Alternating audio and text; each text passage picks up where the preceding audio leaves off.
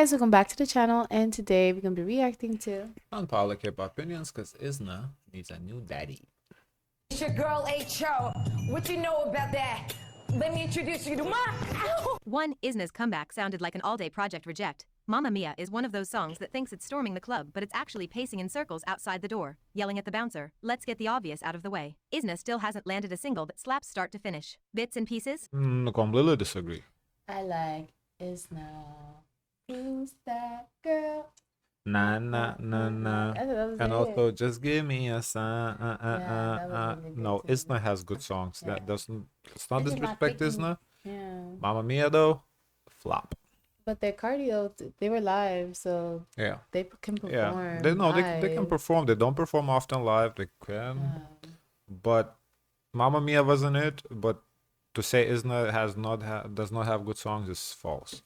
Yes, Sign had that crystalline synth-pop chorus that felt like stumbling onto the right drug in the wrong party. Their debut Isna like had that Sign. mid-2010s tropical shimmer that made you forgive its generic bones. But Mamma Mia? This is Teddy rummaging through the YG recycling bin, pulling out scraps and duct taping them together like I they're don't know what auditioning they were for an doing with Mamma unconventional Mia. material Yeah, Mamma episode Mia of is Project in it. Runway. It was so Soundtrack random. edition, reduce, reuse, recycle. But this isn't sustainability, it's just laziness with a beat. And surprise, surprise, the girls are in their baddie era. The supposed aggressive new direction is a joke. The girls do commit, I'll give them that. They're yelling with conviction. Problem is, they're yelling into a void. The instrumental is stripped down to the point of parody. No sub-bass, no I feel counterlines, like this is no like drama. their step into the baddie era because of their whole outfits and how they presented in Mamma Mia. And even in that song, I feel like that they didn't even needed that energy. Nothing to clash against. It's like an a cappella performance where someone forgot to hit unmute on the backing track. The chorus is especially tragic. It arrives too early, loops itself like a broken ringtone and then just stays there. If you want to know what post-all-day project knockoff energy feels like, it's this: all posturing, no infrastructure, no bridge, no escalation, just a sad little dance break plopped in like this is the moment, but with no build-up to justify the explosion. The drop isn't even a drop. It's a wet hiccup of squawks and noise, slapped in because Teddy can't resist checking his own tropes off like a grocery list. And don't get me started on the outro. Classic Teddy recycling bin filler. It's not an artistic decision, it's his compulsion at this point. You know how most producers cut fat at the end of a track? Teddy just duct tapes a leftover outro like it's going to distract us from the fact that nothing happened in the last 3 minutes. Visually, sure, the MV pops, the budget's obvious, the concept of rebels fighting the system is hot on paper. But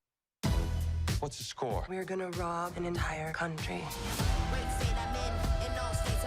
the irony? A formulaic Teddy track underscoring an anti-establishment theme. Like, how are you going to scream rebellion when the music itself is this recycled? They look great, they eat the camera, but that's about it. The chorus is the nail in the coffin. It's not confrontational, it's just loud and repetitive. Loud doesn't equal powerful when the arrangement is this thin. At least Ives XOXZ, which I don't even like, understood the assignment. If you don't have substance, you trick the listener with smoke and mirrors, layers, fake drama, tension that pretends to matter. Mamma Mia doesn't even bother with the illusion. It's barebones karaoke energy in an expensive outfit. Speaking of which, shout out to Wake One stylists. Isna's fits are the best among 5th gen, overall. B-sides like Super Crush and Race Car honestly feel like better picks, but not because they're great, just because they're less hollow. That's the problem. We're grading on a curve of mediocrity. Isna shouldn't be begging for scraps when they clearly have the resources. 2. Oh. Yeah, that's how I feel. Like the chorus was just flat. Like it didn't go nowhere. Like that Mamma Mia, I don't, it came on. I don't even remember how it goes. Like it really didn't stood out. Like I just remember we watched this, it's kind of flat. In my mind, I was thinking to myself, like, where is the connection to Mamma Mia? To what's it called again? Mamma Mia, here we go again. Bye bye. Why am I forgetting their name? ABBA. Oh, ABBA. I was wondering if I would get the references from ABBA. yeah, not it. So we're just calling 6 years a temporary contract now? At this rate, Mnet should just drop the act and call ALD1 a permanent group with a probation period. 6 years in She misspelled it. She spelled oddly when it's Aldi. K-pop years is like 3 full industry cycles and a dozen disbandments. That's not a project group. That's a full career with a mandatory expiration date. And let's break this extension down. First, we were told it's 5 years, fine, long but manageable. They'd only be promoting as a group during that period, with the occasional solo gig through their home companies. But now? Oh, now it's 6 years, with the 6th year being a cute little solo activity period where you still owe Wake one full album and 1 tour. That's a 6 What's the issues 1 year? Why are we talking about this? 5 years or 6 years? Who cares? It's the same thing. It's not like it was 3 years. Now we're going to 6. From 5 to 6 years. Who cares? I wonder what's the idea of this change, like what they had. I in don't mind. know, but like, who cares? It's a year on a 5-year contract. It's not that big of a deal. 6th year group tax, a final round of milking before they let you go. And let's not act like this was a surprise. The moment you realized 90% of these boys came from companies with no real group plans in the pipeline, it was obvious they'd stretch ALD1 for as long as legally possible. The Chinese members are in. And the Koreans? All conveniently from mid to low-tier agencies that probably exhaled in relief when CJ offered to feed and house their trainees for the next half-decade. You can see the enlistment calculus written all over this. With a 5-year contract, sure, some of the older members could make it work. But with 6? That covers everyone but the Magne. What that really means is, let's keep them active until the military takes over and makes the disbandment decision for us. And I see people asking, why not just make it 7 years like a normal group? Babe, that's because then it's no longer a project. Mnet has to keep the fantasy alive that these groups are just temporary agencies with matching jackets. The 6th year is just long enough to juice them dry, but short enough to dip before enlistments or contract renewals complicate things. Also, I'm so confused why we're so fixated on that extra year. Who gives a fuck? I mean, if you're first told that it's 5 years. And it's 6 years. Oh no. That last year is probably gonna be like a half-ass anyway. Usually the last year is like negotiations. Like focus on solo. yeah, so I don't know why are we so bothered by this? Like, who cares? the average age on this lineup is pushing it. Now, if you want to say that, okay, usually the contract for these shows is 2.5 and this is like 5 or 6 years, okay, that's double. We can talk about that.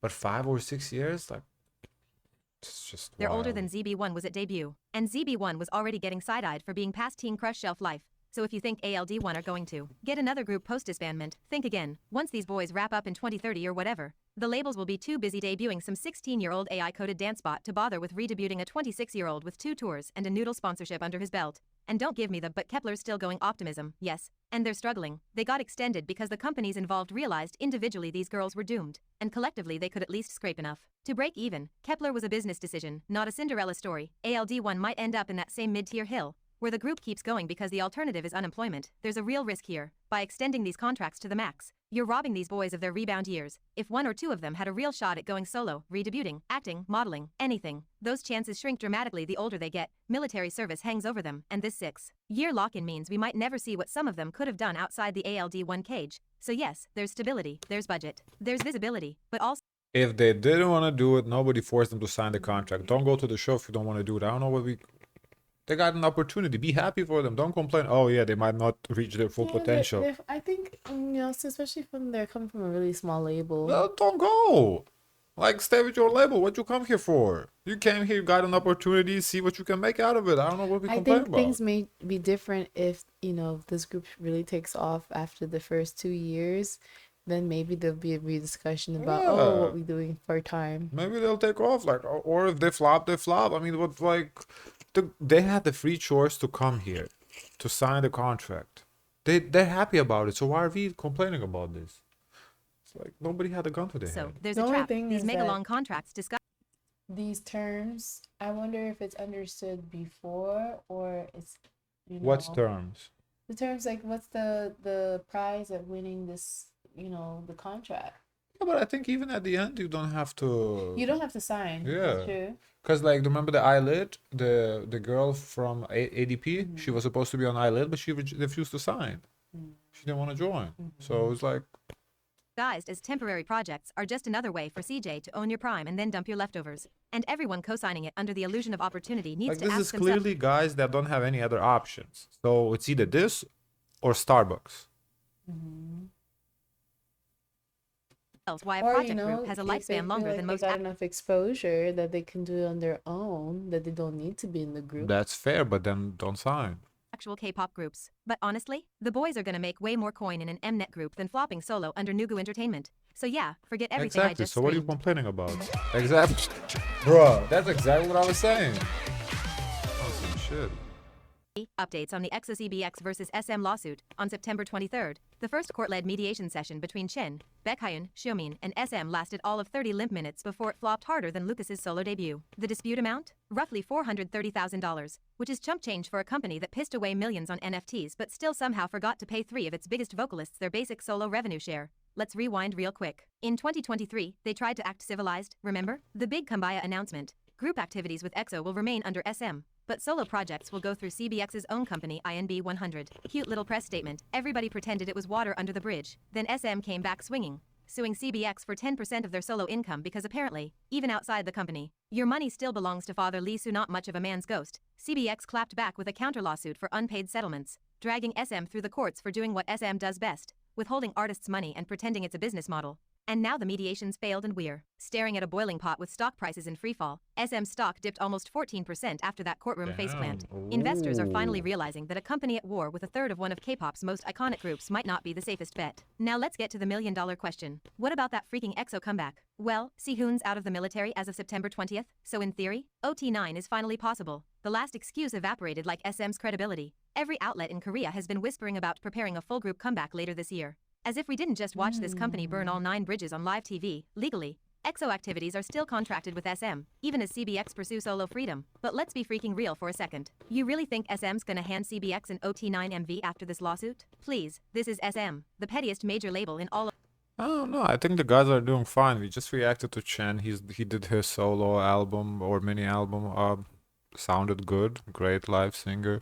Baekhyun, obviously. Baekhyun is doing great. He dropped, I think, in the past year, he had 2 mini albums. He's doing great. I don't think they need this comeback. So I think for those guys to come back, to do a full group comeback, for what? Unnecessary. Yeah, I don't think they need it. K-pop history. They've got a blood vendetta against anyone who breathes the word lawsuit in their building. You could hand them $1 billion comeback on Like, silver plate. It would be different if, the relationship was good and you kind of, you want to do it for the other guys who might not be as popular. Maybe the other guys need money. Yeah, kind of like a little charity work. Okay, because, they're your friends or ex-friends or whatever. You came through the system together. No, there's bad blood there. I don't care. Platter, and they'd still shove it off the table if it meant CBX might profit. And don't come at me with, but they were filming together last year, or they're still legally under SM. This isn't about logistics, it's about ego. SM is allergic to losing face. They'd rather shelve a comeback than give CBX the satisfaction of standing center again. And with OT9 reuniting SM is allergic to losing face. Honestly, all I feel like SM just been losing face in the past year. All they took is L's all over the place. NCT Teal, aespa's whole GMA thing. Overall, aespa a lot of scandals lately this year. But I don't know. I feel like SM is. I said I drag JYP a lot for like bad promotions. Yes, I do not think JYP can promote, but in terms of like scandals or just like being a good company, I think JYP is a decent company aside from the lack of promotions. SM is trash. unification being the one thing EXO fans have begged for over the past year. It's brutal watching SM dangle that carrot while dragging 3 members through court for less money than they probably spend on Suho's turtlenecks. Let's also not forget that mediation is just step one. It's not some grand negotiation. It's a glorified get in the room and talk session, and clearly, both sides are so far apart they're not even speaking the same language. CBX is out here asking for the money they're owed, while SM is probably asking for 10 more years of slave contracts and a public apology. At this point, I'd rather see CBX win in court than see an OT9 comeback. You want real justice? It's not an Instagram group photo. It's Baekhyun posting court documents with the caption, paid in full trash bag. You want closure? It's Chin singing a ballad called Unpaid Royalties at the year-end show. Because let's be honest, EXO's legacy is already sealed. A comeback would be great, sure. But watching SM finally get held accountable for 2 decades of artist exploitation? That's the real redemption arc. So until SM coughs up those payments, don't hold your breath for an OT9 MV. Pray for justice, not just stage time. And if you see SM's stock price bleeding in the gutter again next month, just know, CBX did that, and they were right to. 4. Hybe just snatched the wig off its YG Plus partnership, flung it out the window and then said, don't worry, we're still friends though, while collecting a 20 Oh, that was a while back. That's like last week I saw this, that they sold the shares. No, for some reason, I don't know why, but I get like now news on when I open the browser, I get K-pop news. I don't know why. I saw this, like a couple days ago. $7 million check on the way out. Back in 2021, Hybe and YG made this whole performative business marriage. That is an interesting decision. I do think this is significant, though. I don't think this is random, because YG Plus does the distribution. Or like something. They own like a big part of the distributing in Korea or something like that.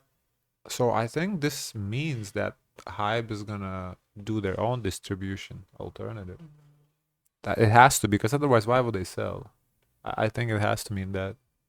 You bring the trucks and warehouses, YG Plus. We bring the fans and the clout, Wevers, and together we form a messed up little media megachurch. Hybe artists used YG Plus for album distribution and merch logistics. YG artists moved into the Wevers cult compound. That was the vibe. And now, Hybe said cleanse the timeline. So what exactly happened? End of September 2025. Hybe dumped its direct 7.67% stake in YG Plus through a block trade like it was clearing out skeletons before a tax audit. But wait, they didn't fully ghost. Hybe still holds over 10% of YG Plus indirectly through Wevers Company. That's the gag. They said we're breaking up, but still sleeping in the same house and using each other's Netflix account. It's not a divorce. It's a legal separation with co-parenting duties. The official excuse was the most Wall Street coded, corporate babble imaginable. Portfolio optimization. Translation? We want cash. We want less legal exposure, and we want to cut ties that make us look like we're overreaching. Especially now that every regulatory body in Korea has Hybe. Could be that. Could be, the legal issues they're going through, so they're kind of trying to appear themselves a little bit less monopoly. Under the microscope for monopoly behavior. It's called cleaning house. It's called risk Wow. I read her mind. I said monopoly. I paused. She said monopoly. management with a petty twist. Hybe said these shares are messy. Take them back. And before anyone screams, Hybe is starting its own distribution platform. No, babe. It's doing I just screamed that. the opposite. Hybe is not building some rival to YG Plus. They already sold their truck license. In fact, they signed a 10-year distribution leash with Universal Music Group back in March 2024. 10 years. If you're tethered to the biggest Western distributor on earth until 2034, you're not trying to roll out Oh, that's true. That makes sense. They're shifting from Korea to the West. Yeah, makes sense. your own little DIY CD factory on the side. This isn't a disruption move. This is Hybe officially getting out of the messy physical distribution business altogether. They're not trying to be FedEx, they're trying to be Apple.